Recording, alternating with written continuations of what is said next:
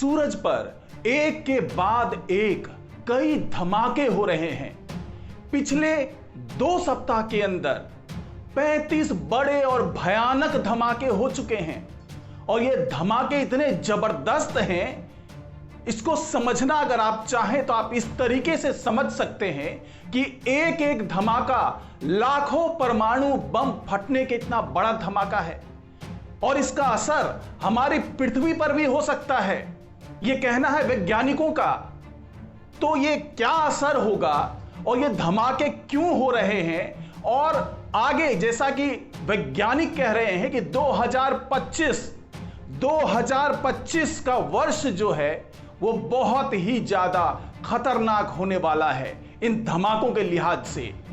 तो अगर आपको ये पूरी जानकारी जाननी है, समझना है और ये देखना है कि आखिर ये धमाका कैसे होता है और ये जो धमाके हुए वो कैसे हुए हैं, तो इस पूरी वीडियो को शुरू से आखिर तक जरूर देखिएगा।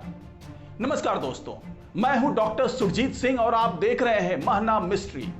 जी हां, ये जो धमाके हैं वो सूरज पर हो रहे हैं और इसका क्या असर पड़ने वाला है पृथ्वी पर, यह मैं बताऊंगा इस पूरे वीडियो में। तो इस वीडियो को ज्यादा से ज्यादा लोगों को शेयर कीजिए ताकि ये जानकारी उन लोगों तक पहुंच पाए जो स्पेस साइंस में रुचि रखते हैं और ये जानना चाहते हैं कि हमारे पृथ्वी से बाहर क्या हो रहा है। और साथ ही हमारे इस चैनल को सब्सक्राइब जरूर करें, बेल आइकन को जरूर दबाएं ताकि इस तरह की जानकारी का वीडियो जब मैं इस पे डालूं अपने चैनल पे तो उसका नोटिफिकेशन आप तक पहुंच पाए। तो चलिए शुरुआत करते हैं इस सफर की। सूरज पर पिछले 2 सप्ताह में 35 धमाके हो चुके हैं और इन धमाकों को क्या कहते हैं आप ये जानना चाहेंगे। ये धमाके हैं कोरोनल मास इजेक्शन। जी हां, कोरोनल मास इजेक्शन ये वो धमाके होते हैं जो सूरज पे अपने अंदर जो उनकी परमाणु प्रक्रिया चल रही होती है उसके कारण होते हैं ये धमाके। और पिछले 2 सप्ताह में जैसे कि मैंने बताया 35 धमाके हो चुके हैं और वहां पे 14 स्पॉट बन चुके हैं, सोलर स्पॉट बन चुके हैं।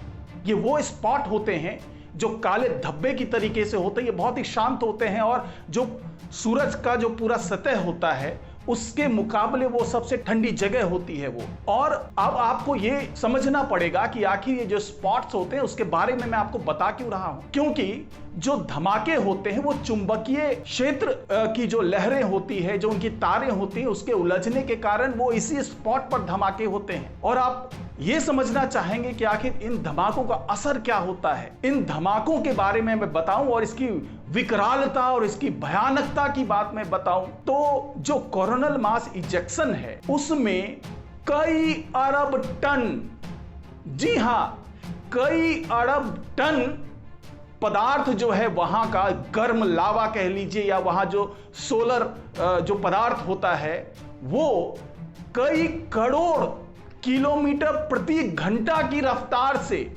बाहर की तरफ जाता है। अभी तक 6 सोलर वेव जो सौर लहरें हैं वो बाहर आ चुकी हैं। उसमें से कई सौर लहरें जो हैं, जो सोलर वेव है उसकी दिशा पृथ्वी की तरफ नहीं है, लेकिन कुछ सोलर वेव्स ऐसे हैं जो पृथ्वी की तरफ तेजी से बढ़े। लेकिन जैसा कि आपको पता है कि सूरज और पृथ्वी के बीच में जितनी दूरी है उससे उस लहर का सीधा असर पृथ्वी पर तो नहीं पड़ा है अभी तक, लेकिन जो वैज्ञानिक बता रहे हैं उसके मुताबिक जैसे जैसे सूरज अपने सोलर मैक्सिमम की तरफ बढ़ेगा, जी हां सोलर मैक्सिमम वो वक्त है जब सूरज पर भयानक धमाकों का एक साइकिल सा चल जाता है। आपको बता दूं कि सोलर साइकिल जो होता है वो 11 साल का होता है और वर्तमान में जो सोलर साइकिल चल रहा है उसकी शुरुआत दिसंबर 2019 से हुई और ये 11 साल तक ये सोलर साइकिल चलेगा, लेकिन 2025 में ये मैक्सिमम की तरफ होगा, यानी इन धमाकों की संख्या बढ़ जाएगी और इन धमाकों का असर पृथ्वी पर भी होने लगेगा, क्योंकि वहां से जो सोलर वेव चलेगा वो भले पृथ्वी को सीधे सीधे नुकसान ना पहुंचाए, लेकिन जो पृथ्वी के ऑर्बिट में, जो अर्थ के ऑर्बिट में तमाम उपग्रह घूम रहे हैं, सैटेलाइट्स घूम रहे हैं, करीब 35,000 सैटेलाइट्स घूम रहे हैं। साथ ही ऑर्बिट में इंटरनेशनल स्पेस स्टेशन भी है, तो उसको नुकसान पहुंचने की बहुत ज्यादा आशंका है। जो वैज्ञानिक बता रहे हैं कि ये तमाम चीजों को नुकसान पहुंच सकता है सोलर वेव से, और ये जो धमाके हो रहे हैं सूरज पर वो अप्रत्याशित हैं, जिसकी आशंका वैज्ञानिकों को नहीं थी कि इस तरीके से 2 सप्ताह के अंदर में 35 धमाके हो सकते हैं। और अगर जो सोलर वेव के कारण अगर सैटेलाइट्स पे दिक्कत आती है या इंटरनेशनल स्पेस स्टेशन पे दिक्कत आती है तो क्या क्या हो सकता है, इसका आप अनुमान नहीं लगा सकते। क्योंकि आज की तारीख में हम लोगों की पूरी जिंदगी से जुड़ी हुई जितनी गतिविधियां हैं उसमें से मैक्सिमम जो एक्टिविटीज हैं वो किसी न किसी उपग्रह पे, सैटेलाइट पे आधारित हैं। क्योंकि सैटेलाइट की वजह से ही आप अपना टीवी देख पाते हैं, सैटेलाइट की वजह से आप मोबाइल पे बात कर पाते हैं, सैटेलाइट की वजह से आप एटीएम से पैसे निकाल सकते हैं, सैटेलाइट की वजह से ही आप पेट्रोल पंप पे पेट्रोल भरवा सकते हैं, सैटेलाइट की वजह से मेडिकल इक्विपमेंट्स काम करते हैं, और सैटेलाइट की वजह से तमाम ऐसी चीजें हैं जिसकी गिनती करना बहुत ही मुश्किल है। आजकल हम पूरी तरीके से डिपेंडेंट हो गए हैं उस कम्युनिकेशन सिस्टम पे जो सीधे सीधे सैटेलाइट से जुड़ा हुआ है। और अगर उस सोलर वेव के कारण ये सारे सैटेलाइट खत्म हो जाते हैं, इंटरनेशनल स्पेस स्टेशन में दिक्कत आ जाती है, तो सोचिए 2025 के बाद वाला वक्त कैसा होगा।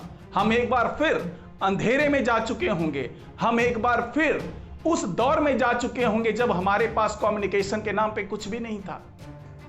तो इस रिपोर्ट में फिलहाल इतना ही, लेकिन आप इस वीडियो को ज्यादा से ज्यादा लोगों तक शेयर जरूर कीजिएगा। नमस्कार।